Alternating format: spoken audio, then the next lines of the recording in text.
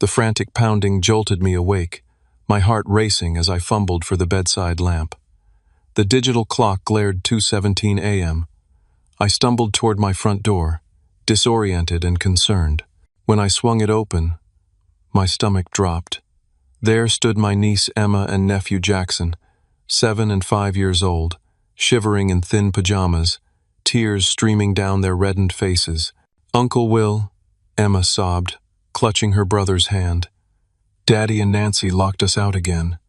We waited, but they never opened the door. My blood instantly boiled as childhood memories flooded back. I had to end this cycle of abuse now.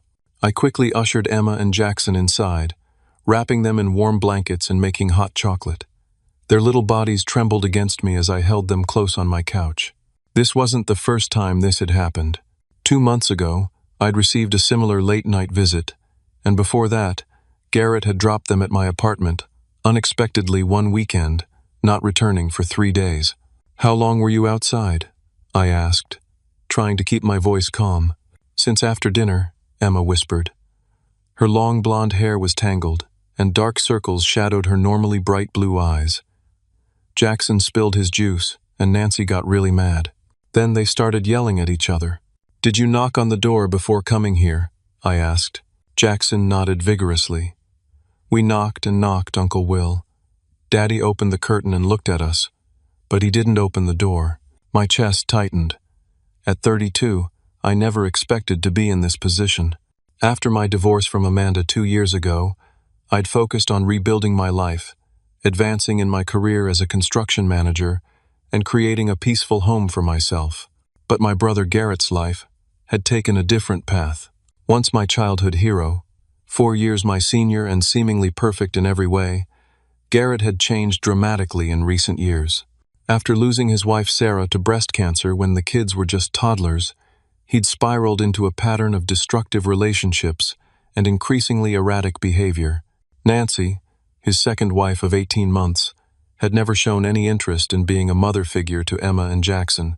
"Let's get you two cleaned up and into bed," I said gently. "You can sleep in the guest room tonight." As I ran a warm bath for Jackson, he lifted his arms to remove his pajama top, and I froze. Dark purple bruises wrapped around his upper arm, clearly in the shape of fingerprints, adult fingerprints. "Jackson, what happened to your arm, buddy?" His bottom lip quivered. "Nancy got mad when I spilled. She grabbed me really hard and shook me. She said I ruin everything." The room seemed to tilt slightly as rage and protectiveness surged through me. This wasn't just neglect anymore. This was abuse. I maintained my composure for Jackson's sake, gently washing his hair and helping him into clean pajamas. But inside, a storm was brewing. After tucking both children into bed and making sure they were asleep, I sat at my kitchen table, hands shaking slightly as I scrolled through my phone to previous text messages with Garrett. Canceled plans at the last minute. Forgotten school events. The time Emma had called me crying because no one showed up to pick her from her dance recital, and I'd left work early to find her sitting alone on the steps of the community center. The signs had been there for months, maybe years, but I'd convinced myself it wasn't that bad, that Garrett was just struggling, that he needed support rather than judgment. Now, with the evidence of fingerprints bruised into my nephew's skin, I couldn't lie to myself anymore. This had to stop. I decided I would confront Garrett first thing tomorrow. As his brother, I needed to give him one chance to recognize what he was doing and change course. But as I finally crawled back into bed around 4 in the morning, I knew in my heart that protecting Emma and Jackson might mean standing against my own brother. The thought both terrified and strengthened me. The next morning I called into work, explaining I had a family emergency.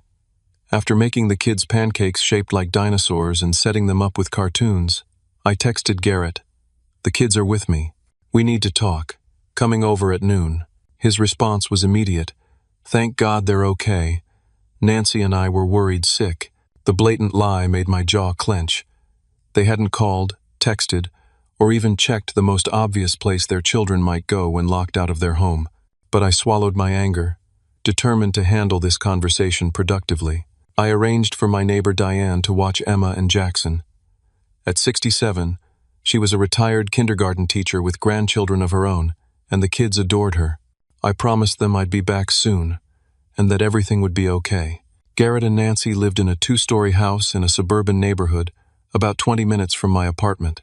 On the surface, it looked like the perfect family home, with a neatly trimmed lawn and cheerful window boxes. The irony wasn't lost on me as I knocked on the front door, the same door my niece and nephew had desperately pounded on hours before. Nancy answered, her artificially brightened smile faltering when she saw my expression. "Will, the kids are okay? Garrett's in the living room. We were just about to call you." I stepped past her without responding, finding my brother slouched on the couch, beer in hand despite the early hour. The living room showed signs of last night's chaos. Wine glasses on the coffee table, an overturned plant, a stain on the carpet that might have been Jackson's spilled juice. "What the hell is going on, Garrett?" I demanded, remaining standing as he gestured lazily toward an armchair. "Look, it's not what you think," Garrett sighed, running a hand through his disheveled hair. "The kids were acting up. We told them to play outside for a bit to cool down, and I guess we lost track of time." Lost track of time? My voice rose despite my intention to stay calm. They were outside from dinner until 2 in the morning, in their pajamas, in 50-degree weather. "They're exaggerating," Nancy interjected, perching on the arm of the couch beside Garrett. "It was maybe 30 minutes, tops. They're always making mountains out of molehills." "Jackson has bruises on his arm," I stated flatly, watching their reactions. "Fingerprint bruises." Nancy's eyes widened slightly before narrowing. "He bruises easily. Always has. I barely touched him." Garrett set his beer down, his posture changing from dismissive to defensive. "Look, Will, I appreciate you looking out for them, but you don't know what it's like. They're not easy kids. Emma's got an attitude problem lately, and Jackson breaks everything he touches." "They're children," I responded, struggling to keep my voice even. 7 and 5. "And this isn't the first time, Garrett. The lockouts, the forgotten pickups, the times you've dumped them with me with no warning or explanation." "Oh, so now you're the perfect parent?" Garrett stood suddenly, his face flushing. "Mr. Bachelor, who's never raised a kid in his life, wants to tell me how to parent? You have no idea what we deal with day in and day out." "I know you don't put bruises on children," I shot back. "I know you don't lock them outside all night." "This is ridiculous." Nancy stood too, her arms crossed defensively. "We made one mistake. Parents make mistakes. But you're acting like we're monsters because you're jealous." "Jealous?" I repeated incredulously. "Yeah, jealous," she continued, her voice taking on a cruel edge. "Your marriage failed. You live alone in that sad little apartment, and you're obsessed with our family because you don't have one of your own." I turned back to Garrett, hoping for some sign that he recognized how absurd this deflection was. Instead, he nodded along with Nancy's words, his expression hardening. "Nancy's right," he said. "You've always been like this, Will. Always thinking you know better than everyone else. Well, I'm their father, not you." "Then act like it," I challenged, my patience evaporating. "Because right now, you're acting exactly like Dad." The comparison to our father, who had locked us out more times than I could count during his drunken rages, hit Garrett like a physical blow. His face contorted with anger. "Get out," he spat. "Get out of my house. And if you think you're keeping my kids, think again. You keep interfering in our family, and you won't see Emma or Jackson at all. I'll make sure of it." The threat knocked the wind from me. I hadn't expected this to go well, but I hadn't anticipated Garrett using the children as leverage. In that moment, I realized just how far gone my brother was and how dangerous direct confrontation might be for the kids. "I'm not trying to take your children," I said, forcing myself to de-escalate. "I'm trying to help. We're family, Garrett." "Then act like it." He threw my words back at me.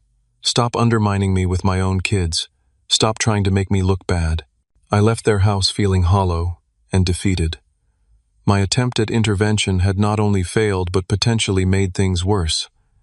As I drove back to my apartment, my mind raced with worst-case scenarios. What if Garrett and Nancy took out their anger on the children? What if they prevented me from seeing Emma and Jackson altogether? By the time I arrived home, I knew one thing with certainty. Direct confrontation wasn't the answer. I needed a different approach, one that prioritized the children's safety while gathering the evidence necessary to ensure their long-term protection. This wasn't just about one night locked outside anymore.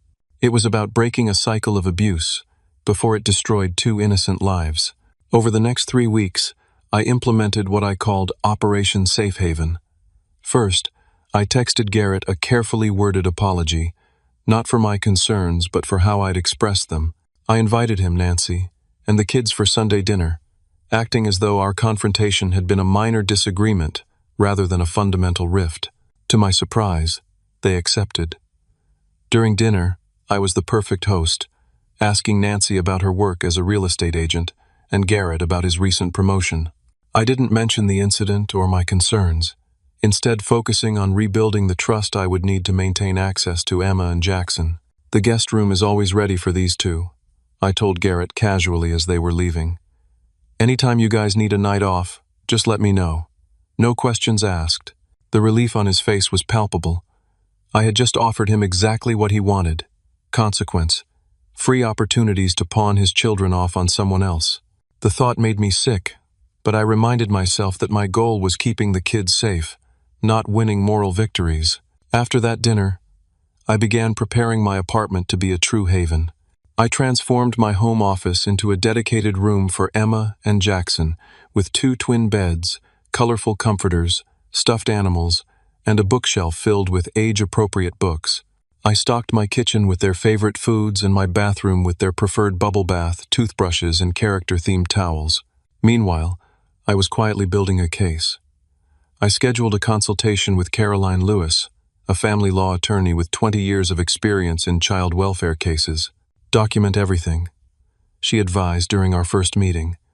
Dates, times, conditions of the children when they arrive, anything they say about their home situation. Take photos of any injuries, no matter how minor they seem. Keep a record of all communication with your brother and his wife. I started a detailed journal, recording every interaction. I also reached out to Emma's teacher, Miss Parker, expressing concern about Emma's recent behavioral changes. Without explicitly mentioning my suspicions of abuse, I asked if she had noticed anything concerning. Emma has been withdrawn lately, Miss Parker confirmed during our coffee meeting. Her grades have slipped, and she's been falling asleep in class. When I asked if everything was okay at home, she just shrugged and said she was tired. I've been worried, to be honest. I also made a point of introducing myself to the couple living next door to Garrett and Nancy. Under the pretense of dropping off a package that had been mistakenly delivered to my address, I struck up a conversation with Ted and Linda Baker. "Oh, you're Garrett's brother?" Linda said, recognition dawning. "We've seen you picking up the kids sometimes. They're sweet children." "They are," I agreed, "though I worry about them sometimes. Garrett and his wife work such long hours." Linda exchanged a look with her husband. "We worry too," she admitted quietly. "We hear a lot of shouting from their house, and more than once, we've seen the children outside at odd hours, looking upset. If you ever see anything concerning," I said carefully, "would you mind giving me a call? Just as their uncle, I like to stay in the loop." They readily agreed, and I left with yet another piece of my documentation in place. The most important part of my plan, however, was establishing a direct line of communication with Emma. During one of their weekend stays at my apartment, I gave her a prepaid cell phone, showing her how to use the speed dial to reach me. "This is just for emergencies, okay?" I explained. "If you ever feel scared or unsafe, or if you and Jackson are ever alone and need help, you call me, no matter what time it is." Emma nodded solemnly, hiding the phone in the pocket of her stuffed elephant. "Is this because of what happened before, when Daddy and Nancy locked us out?" "Partially," I answered honestly. "I just want to make sure you can always reach me if you need to." "They fight a lot," she whispered, glancing toward the living room where Jackson was absorbed in a cartoon. "Nancy says mean things about Mom. She says Daddy shouldn't waste money on our college funds because we're probably too stupid for college anyway." Each revelation was another knife to my heart, but I maintained a calm exterior as I gathered information. I reassured Emma that she and Jackson were incredibly smart, and that they could be anything they wanted when they grew up. For almost a month, this careful balance continued. I had the children at least 2 weekends a month, plus occasional weeknights when Garrett and Nancy wanted to go out.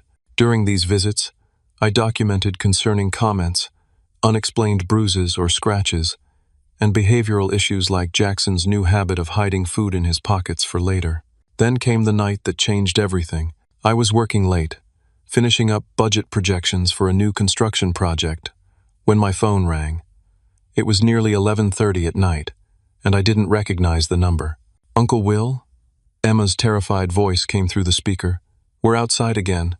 Nancy got really mad because Jackson wet the bed. But it's raining really hard, and we're in the backyard shed. It's dark and there are spiders and Jackson won't stop crying." I was in my car before she finished speaking. "I'm coming right now, Emma. Stay in the shed, okay? I'll be there in 20 minutes or less." "Please hurry," she whimpered. "The shed door doesn't close right, and we're getting wet." I broke every speed limit on the way to their house, my windshield wipers barely keeping up with the torrential downpour. When I arrived, I parked a block away and approached on foot, not wanting to alert Garrett and Nancy to my presence. I slipped through the side gate into their backyard, making my way to the dilapidated garden shed. It was empty. Panic gripped me as I called Emma's phone repeatedly, hearing nothing but voicemail. I searched the yard, growing increasingly desperate, before noticing a faint light from the covered porch of the house behind Garrett's. I circled around the block and approached cautiously. There, huddled under a patio table on a stranger's covered deck, were Emma and Jackson. They were soaked through, shivering violently. Jackson's pajama pants clearly wet from his accident. "The shed started leaking really bad," Emma explained through chattering teeth, "and something was making scary noises. We tried to go to the front door again, but they turned all the lights off." I wrapped them in my jacket and carried Jackson to the car, Emma trailing behind me, clutching her hidden phone. The drive back to my apartment was silent except for the occasional hiccuping sob from one of the children.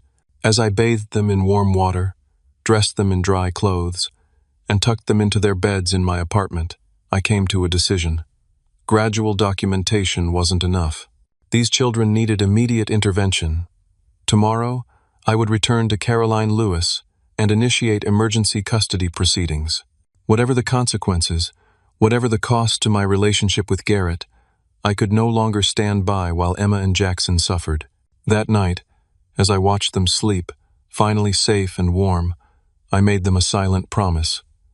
This would be the last time they ever had to seek shelter from those who should have protected them most. The next morning, I called Caroline Lewis and scheduled an emergency appointment. After arranging for Emma and Jackson to spend the day with Diane, I drove to the attorney's office with my documentation journal, photos of the children's various injuries, and a heart full of determination. "Based on what you've shared, I believe we have grounds for emergency temporary custody," Caroline said after reviewing my evidence, especially given the recurring pattern of lockouts and the documented injuries. "But Will, you need to understand something. This will not be easy, quick, or amicable. Your brother will fight back, and family court battles can get extraordinarily ugly." "I understand," I replied firmly. "But I can't wait any longer. What happened last night could have been so much worse. What if they'd wandered into the street looking for shelter? What if they'd been found by someone who meant them harm?" Caroline nodded, her expression grave. "I'll file the emergency petition today. In the meantime, I recommend installing a security camera at your front door. If the children show up again in distress, having video evidence will significantly strengthen our case." I followed her advice, installing a small, unobtrusive camera above my apartment door that would activate with motion. I also began recording my conversations with the children, with their knowledge, asking gentle questions about their home life. "Does Nancy ever hit you?" I asked Emma during one such conversation. She looked down at her hands. "Not hit exactly. She grabs really hard. And sometimes she pinches where no one can see, like under our arms or on our legs under our clothes." "And what about your dad?" I asked, my heart racing. "Daddy doesn't hit us," she said, which brought momentary relief. "But he doesn't stop Nancy either. He just goes in his room and closes the door when she gets mad. Sometimes he cries." These recordings, while heartbreaking, provided crucial evidence for our case. Caroline advised me not to tell Garrett about the emergency custody petition until it was filed and a hearing date was set. We want to avoid any potential retaliation against the children, she explained. 2 days later, Garrett called me himself. Can you take the kids this weekend? He asked, an unusual edge to his voice. Nancy and I need to look at some property. Sure, I agreed readily, seeing it as an opportunity to ensure the children's safety during the initial legal proceedings. I can pick them up Friday after school. Great, he said, his tone distracted. Oh, and we might need you to keep them a bit longer next week too. Some opportunities have come up that we need to pursue. Something in his phrasing raised alarm bells. What kind of opportunities? Nothing concrete yet, he hedged. Just some possibilities. Anyway, see you Friday. After hanging up, I immediately called Ted and Linda Baker, my contacts next door to Garrett's house. Have you noticed anything unusual lately? I asked. Any indication they might be planning something? Now that you mention it, Linda said. They've been bringing a lot of boxes out to their car. I assumed they were donating things to Goodwill, but it's been happening every day this week. My stomach dropped. I called Caroline immediately. They're planning to move, I told her without preamble. I don't know where or when exactly, but they're packing things up. This changes things, Caroline said grimly. I'll file for an emergency hearing tomorrow morning. Can you bring the children directly to the courthouse at 9 a.m.? The next 48 hours passed in a blur of preparation. I gathered all my evidence, made copies of my journal entries, and prepared myself mentally for what would likely be the most difficult confrontation of my life. The thought of facing my brother in court, of publicly declaring him an unfit parent, made me physically ill. But every time my resolve wavered, I remembered Emma and Jackson huddled under a stranger's patio table in the pouring rain. Friday arrived, and I picked the children up from school as planned. I didn't tell them about the hearing scheduled for Monday morning, not wanting to frighten them unnecessarily. We spent the weekend playing board games, visiting the park, and baking cookies, normal activities that felt surreal against the backdrop of what was coming. On Sunday evening, my parents called. This wasn't unusual in itself. Despite moving to Arizona for retirement, they maintained regular contact. What was unusual was their tone. Will, what on earth are you doing? My mother's voice was tight with disapproval. Garrett tells us you're trying to take the children away from him? My heart sank. Garrett had discovered our plan somehow, and had already begun spinning the narrative to our parents. It's complicated, Mom, I said carefully. There are serious concerns about the children's safety. Don't be ridiculous, she scoffed. Every parent struggles sometimes. Garrett is doing his best as a single father. He's not a single father, I pointed out. He's remarried, and Nancy is a lovely woman who took on another woman's children, my mother interrupted. That's not easy, Will. Instead of criticizing, maybe you should be supporting them. I realized with a sinking feeling that my parents had already chosen sides, and it wasn't mine. Did Garrett tell you they're planning to move? Did he mention that they've been locking the children outside as punishment? That Jackson had bruises shaped like fingerprints on his arm? Children exaggerate, my father chimed in, his voice carrying the dismissive tone I remembered all too well from childhood. And children get bruises all the time. You're overreacting, as usual. The conversation deteriorated from there, ending with my mother tearfully accusing me of trying to destroy the family, and my father warning me that I would regret this foolishness. After hanging up, I sat in stunned silence, processing this unexpected betrayal. Somehow, I had never considered that my parents might not believe me, or worse, that they might believe me but not consider the abuse serious enough to warrant intervention. That night, as I checked on Emma and Jackson sleeping peacefully in their beds, my resolve hardened. If necessary, I would stand alone against my entire family to protect these children. They deserved nothing less. Monday morning arrived with a fresh shock. As I prepared to leave for the courthouse, my phone pinged with an email notification. It was from my bank, confirming a wire transfer. Confused, I opened the full email and felt the blood drain from my face. The children's college fund, money from their mother's life insurance policy that had been specifically designated for their education, had been emptied. All $127,000, transferred to an account I didn't recognize. Given the timing, there was only one explanation. Garrett had accessed the joint custodial account and taken everything. With hands shaking from rage and disbelief, I forwarded the email to Caroline, adding it to our growing pile of evidence. Then I woke the children, dressed them in their nicest clothes, and prepared them as gently as possible for the day ahead. "We're going to talk to a judge today," I explained over breakfast. "The judge is going to help us figure out the best place for you to live right now, to make sure you're always safe and taken care of." "Will we have to see Nancy?" Jackson asked, his small face crumpling with anxiety. "She might be there," I answered honestly, "but I'll be with you the whole time, and no one will hurt you." Emma, wise beyond her years, studied my face. "Is Daddy going to be mad at you?" "Probably," I admitted. "But sometimes adults have to do hard things to protect the people they love, and I love you and Jackson more than anything." She nodded solemnly, then surprised me by throwing her arms around my neck. "We love you too, Uncle Will." With those words bolstering my courage, I drove us to the courthouse, prepared to fight the battle of a lifetime not just for custody, but for the very souls and futures of two children who deserved far better than what life had given them so far. The courthouse loomed before us, its stone facade imposing in the morning light. I held Emma and Jackson's hands as we climbed the steps, Caroline meeting us at the entrance. She knelt to introduce herself to the children, her manner warm but professional. "Your uncle has arranged for a nice lady named Mrs. Rivera to stay with you while we talk to the judge," she explained. "She works with the court and helps kids feel comfortable during these meetings." A gentle-looking woman in her 50s approached, introducing herself as the court-appointed child advocate. She led Emma and Jackson to a child-friendly waiting room, promising them books, games, and snacks while the adults spoke with the judge. As we entered the courtroom, I immediately spotted Garrett and Nancy in the front row, alongside their attorney, a sharp-looking man in an expensive suit.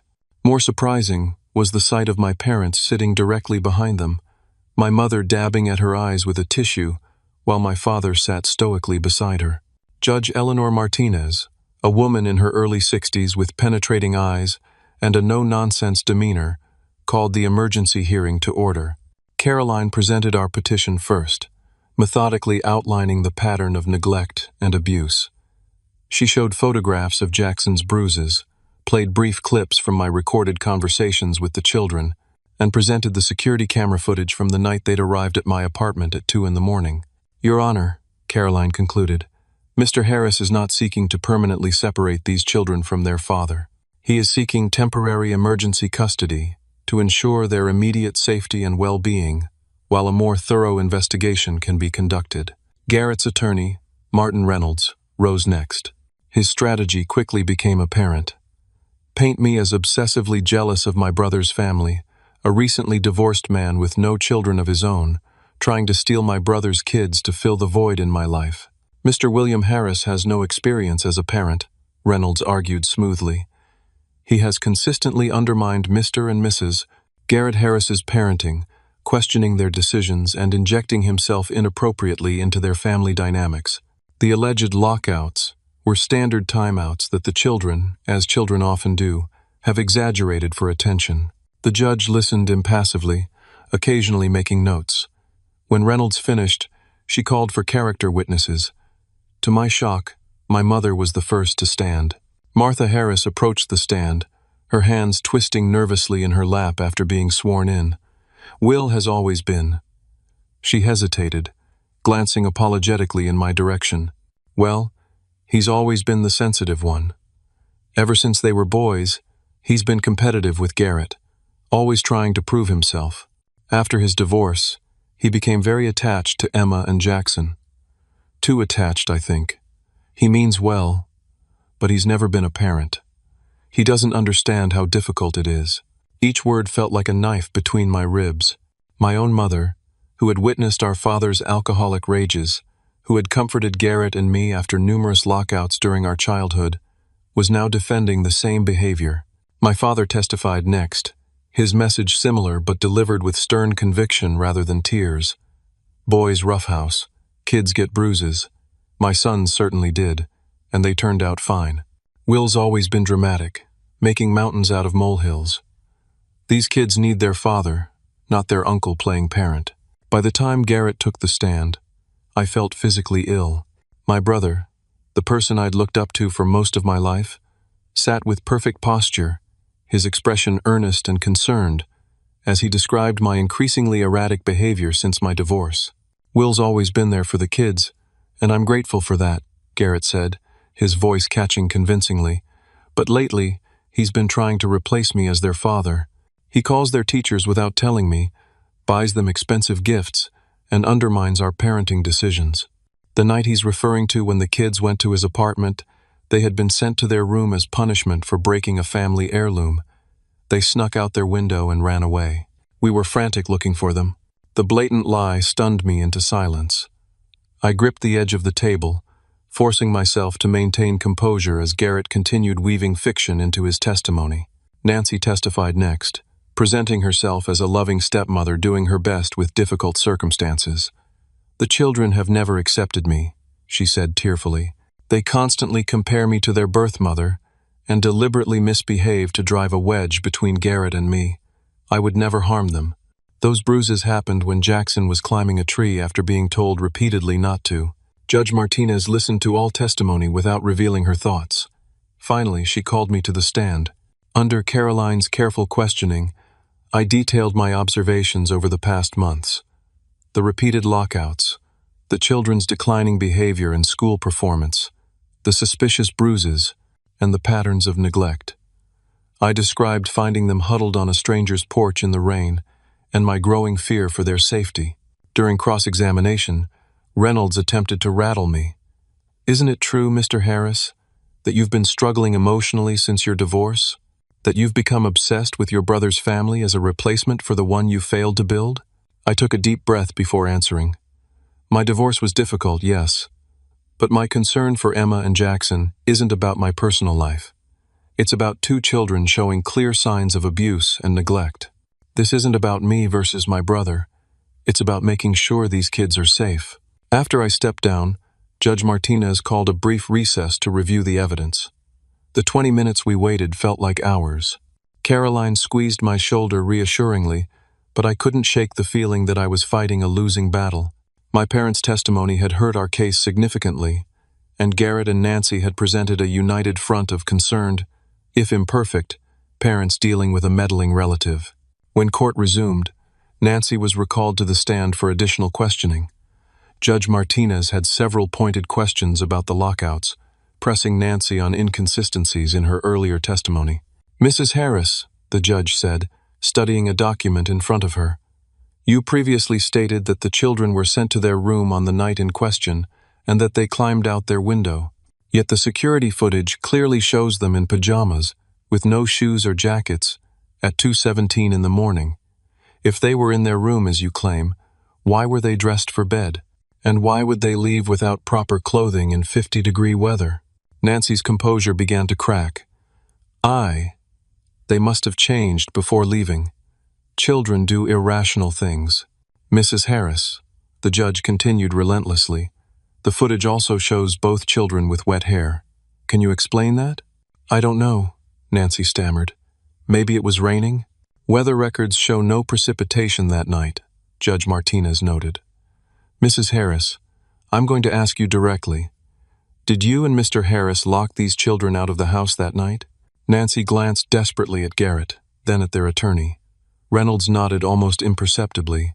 "It was just that once," Nancy finally said, her voice barely audible.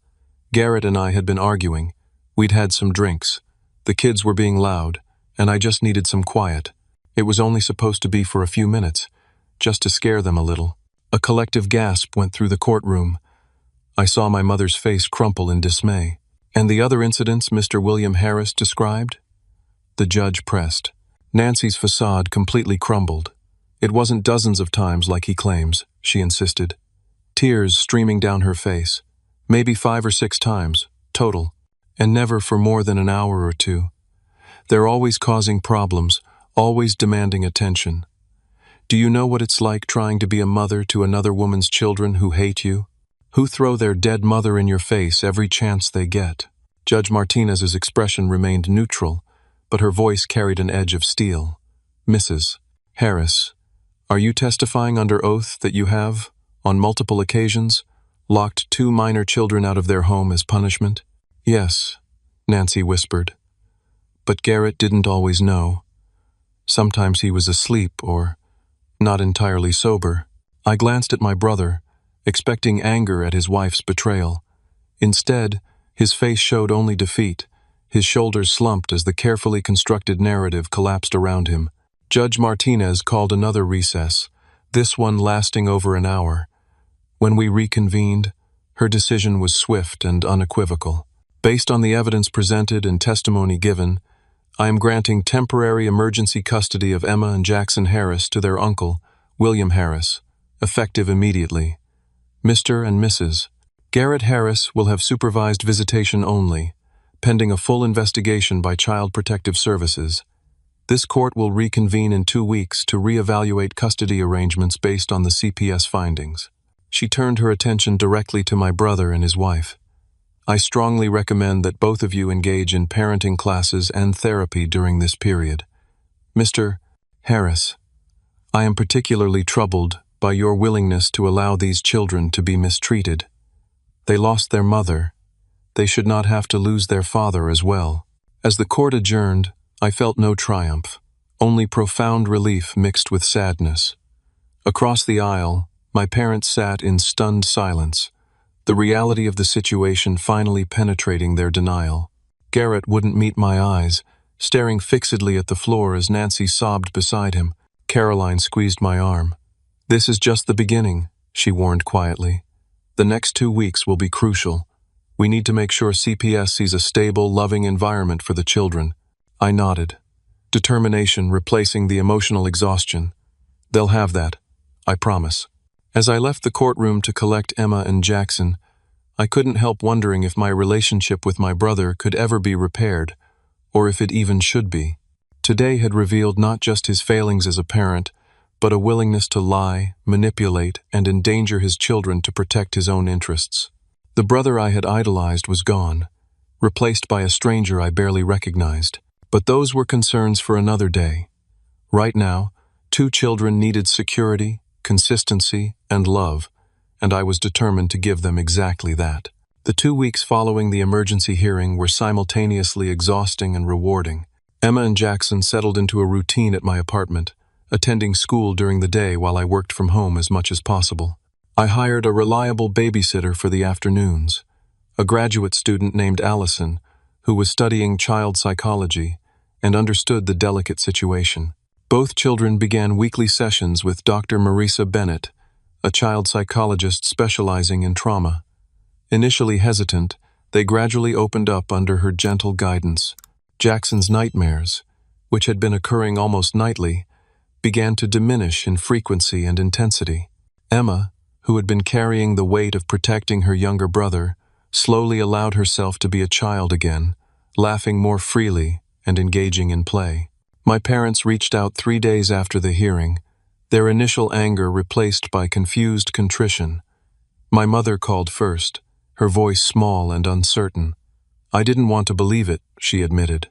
"It was easier to think you were overreacting than to accept that Garrett could, that he would allow." She couldn't finish the sentence.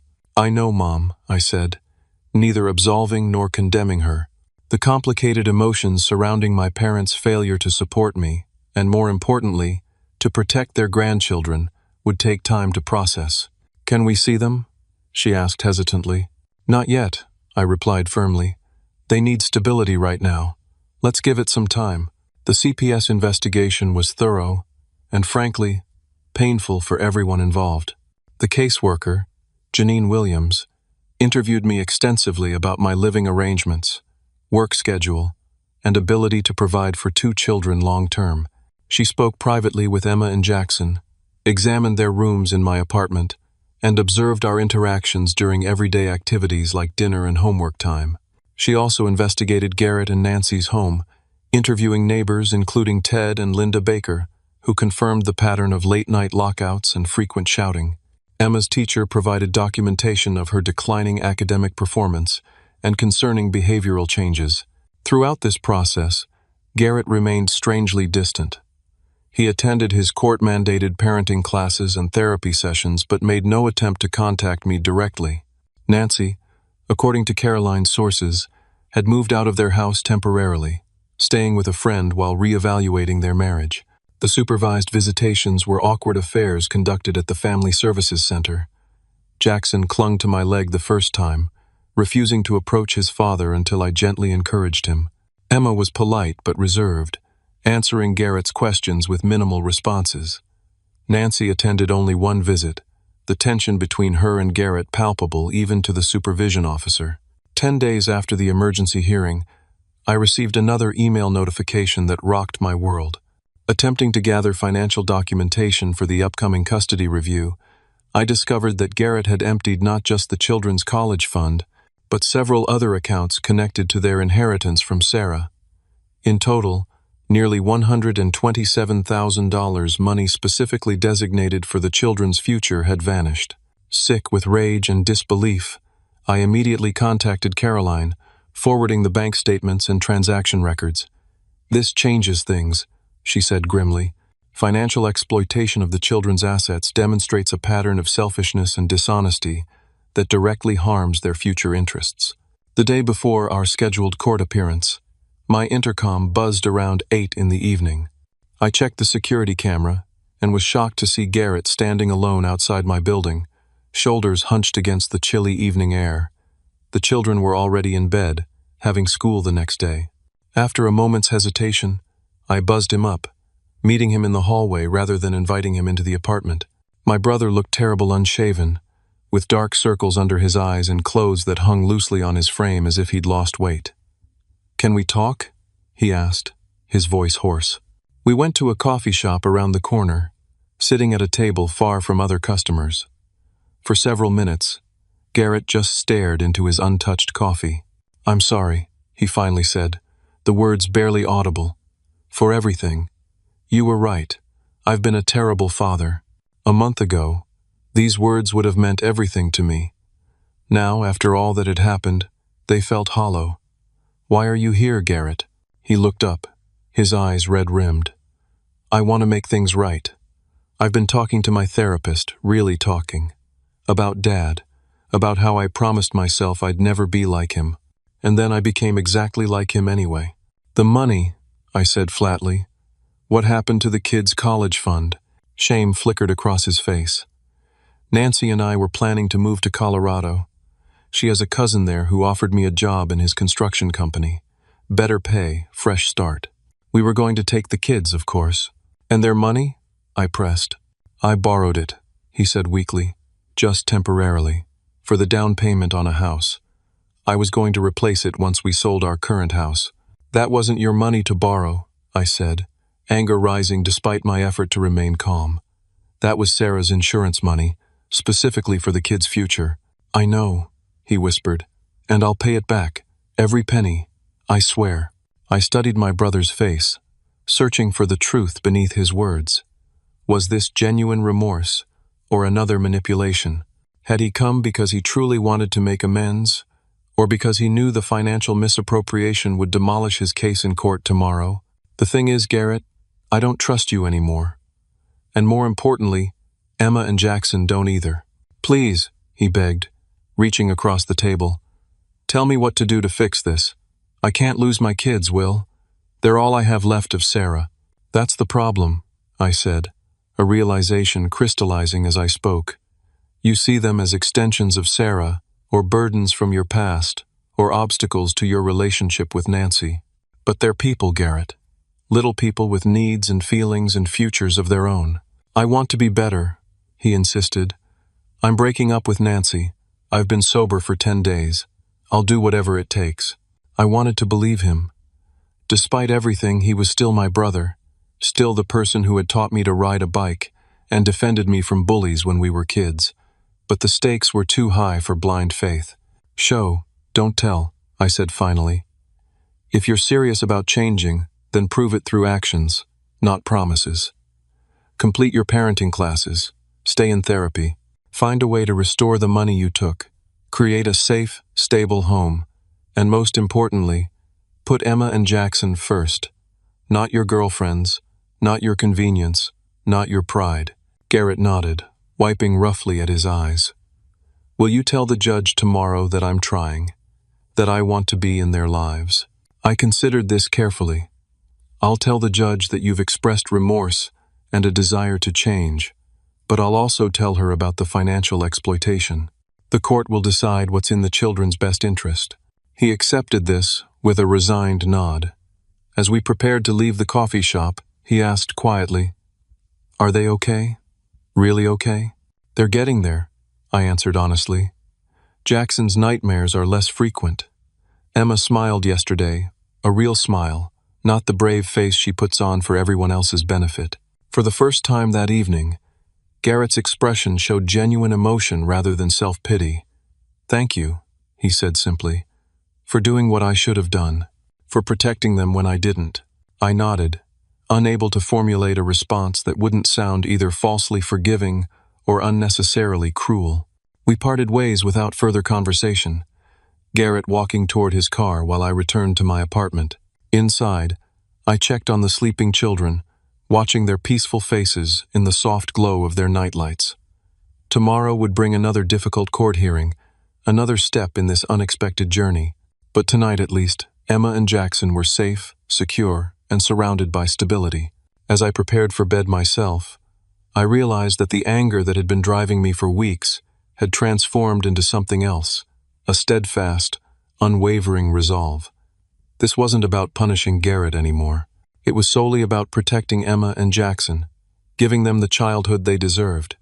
And if that meant standing against my brother in court tomorrow, then that's exactly what I would do.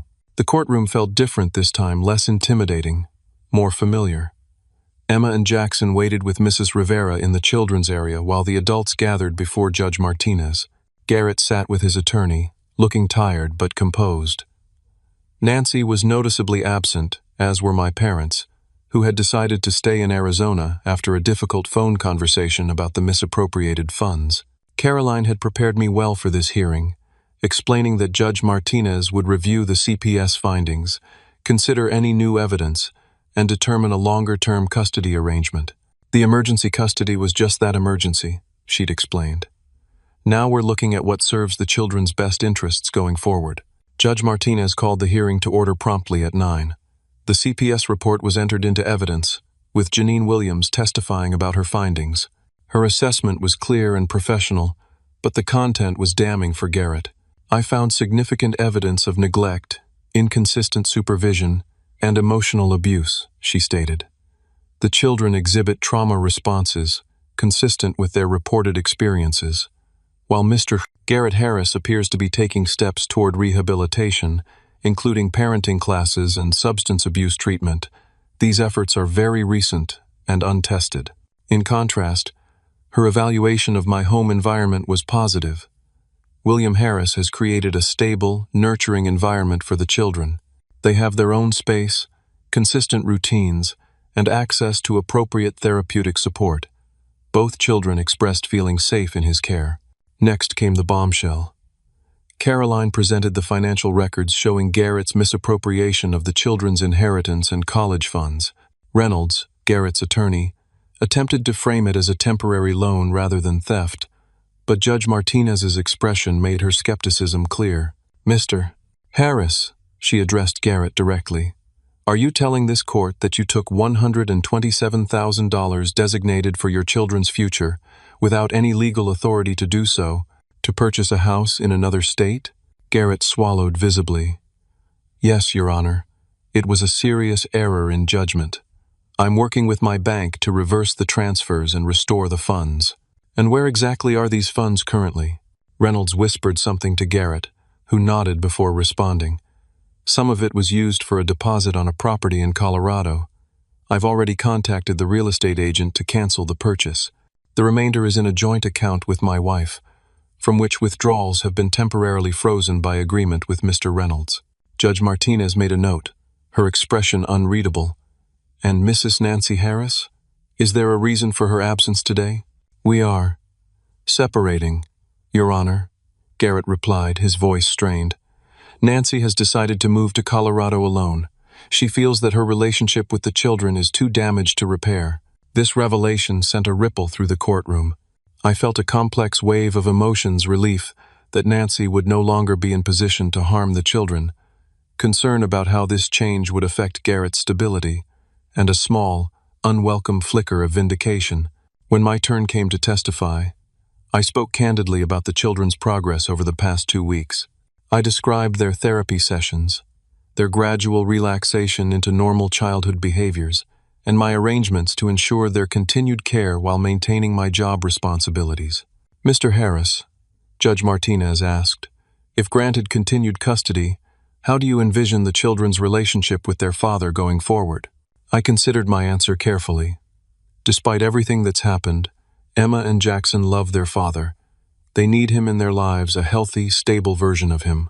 I believe that supervised visitation transitioning to more normalized contact as Garrett demonstrates consistent positive change would be in their best interest. Judge Martinez nodded thoughtfully. And what are your thoughts regarding Mr. Garrett Harris's recent efforts toward rehabilitation? I believe he's sincere in wanting to change, I said honestly. But I also believe that change takes time and consistent effort. The children need security now, not promises of future improvement. After all testimony was complete, Judge Martinez called a short recess to finalize her decision. Caroline squeezed my shoulder reassuringly. You've done everything right, she whispered. Whatever happens, remember that. When court resumed, Judge Martinez delivered her ruling with clear authority. Having reviewed all evidence and testimony in this case, I find that the best interests of Emma and Jackson Harris are served by placement in the primary physical custody of their uncle, William Harris, for a period of not less than 6 months. I exhaled slowly, relief washing over me. Mr. Garrett Harris will have supervised visitation twice weekly, transitioning to unsupervised day visits after 3 months, contingent upon continued participation in parenting classes, substance abuse treatment, and individual therapy. Mr. Garrett Harris is further ordered to restore all misappropriated funds to the children's accounts within 30 days, with court oversight of said accounts going forward. She turned her attention directly to me. Mr. William Harris, the court recognizes and appreciates your commitment to these children's well-being. Legal custody will be shared between you and Mr. William Garrett Harris, with primary decision-making authority resting with you for the 6-month period. This arrangement will be re-evaluated at that time, with the goal of family reunification if circumstances warrant. Lastly, she addressed Garrett. Mr. Harris, this court believes in second chances and in the capacity for genuine change. Your children need their father, but they need a father who puts their welfare above all else. The next 6 months are your opportunity to demonstrate that you can be that father. I strongly encourage you to make the most of this opportunity. With a final strike of her gavel, the hearing concluded. As people began filing out of the courtroom, Garrett approached hesitantly, Reynolds at his side. Congratulations, he said quietly. I know they're in good hands with you. Thank you, I replied, unsure what else to say. I'm going to fix this, Will. All of it. The money, the drinking, everything. I want to be someone they can be proud to call Dad. I nodded, allowing myself to hope, just a little, that he meant it. They'd like that. So would I. Caroline interjected gently. We should discuss logistics for the supervised visits. Perhaps next week, when things have settled. Reynolds agreed, arranging a time for a less adversarial meeting to work out the practical details. As Garrett turned to leave, he paused. Tell them I love them, and that I'm sorry? I will, I promised. And I meant it, despite everything. After collecting Emma and Jackson, who responded to the news of the arrangement with cautious relief rather than jubilation, we returned to my apartment, our apartment now. As they played in their room, I sat at the kitchen table, the emotional weight of the past weeks finally hitting me all at once. I had become essentially a single parent to 2 traumatized children. My relationship with my brother would never be the same. My parents were caught in a painful middle ground between their sons. And yet, looking toward the children's bedroom, hearing their quiet laughter, I knew with absolute certainty that it had all been worth it. 1 year later, Emma and Jackson celebrated their 8th and 6th birthdays with a joint party in the backyard of our new house, a modest 3-bedroom with a fenced yard and a treehouse I'd built myself. Garrett was there, 6 months sober and actively engaged in their lives. He'd moved to a smaller apartment 10 minutes away, found a steady job in construction management, and never missed a therapy, appointment, or visitation. The children's college funds had been fully restored, with additional contributions from Garrett's salary each month. Emma's grades had returned to their previous excellence, and Jackson's anxiety had diminished to typical childhood levels. They still saw Dr. Bennett monthly, but now the sessions focused more on building resilience than processing trauma. After the party, as the last guests departed and the children played with their new toys, Garrett lingered, helping me clean up the scattered wrapping paper and cake plates. "Thank you," he said suddenly, breaking the comfortable silence between us. "For what?" "You did most of the cleanup," I joked. "For not giving up on me," he said seriously. "For giving me the chance to be their father again. For breaking the cycle." I thought about our own childhood, about our father who had never acknowledged his failures or sought to change them, about how easily Garrett might have continued that pattern if not for the intervention that forced him to confront his behavior. "Sometimes," I said slowly, "the most loving thing you can do is hold someone accountable. It would have been easier to look the other way, to make excuses, but Emma and Jackson deserved better. And so did you." Garrett nodded, understanding the deeper truth in my words. We had all deserved better as children, better protection, better examples, better tools for dealing with our own emotions. By refusing to perpetuate the cycle of neglect and silence, we had finally begun to heal not just the current generation, but perhaps the wounds of our own childhood as well. As the sun set on that ordinary Sunday, casting a golden glow over the backyard where 2 children played without fear or uncertainty, I realized that family isn't just about blood or shared history. It's about choices, the daily, sometimes difficult choice to protect, to nurture, to hold accountable, and ultimately, to love in ways that elevate rather than diminish. In saving Emma and Jackson, I had found a deeper understanding of what family could and should be, breaking a generational cycle and building something stronger in its place. Have you ever had to make a difficult choice to protect someone you love? Sometimes the hardest decisions are the ones that truly matter most. If this story touched you, please like, comment, and subscribe to hear more real-life stories about family, courage, and doing what's right even when it's difficult. Share this with someone who might need encouragement to stand up for what's right. Thank you for listening, and remember, breaking cycles of hurt takes courage, but the healing it brings is worth every difficult step.